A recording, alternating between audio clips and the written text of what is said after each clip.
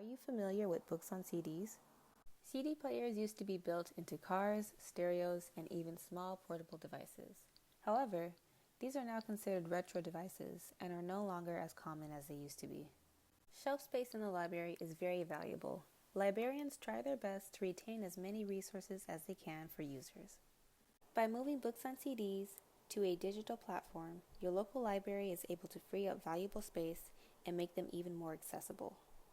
These items are now called audiobooks. Additionally, the term ebook is short for electronic book.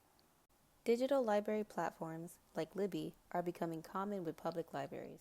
Did you know you could have access to thousands of audiobooks, ebooks, and magazines for free through your library card?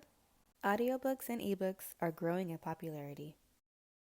Libby, the library app, allows you to access audiobooks and ebooks for free with your library card. You can either log in with a mobile device or on a desktop computer.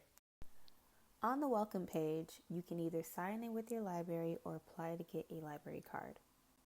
You can look up your library by name, city, or zip code.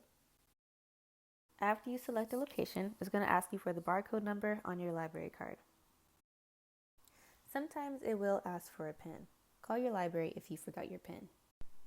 This navigation bar is going to be located toward the bottom of the screen. With this navigation bar, you can search, browse through the collection, manage your Libby account, view notices about loans, holds, and your timeline of activity on your bookshelf, and tag books for your own personal collection. Don't miss out on your chance to enjoy books for free before you commit to purchasing a physical copy. Feel free to call your local library if you have any questions, and enjoy your Libby account.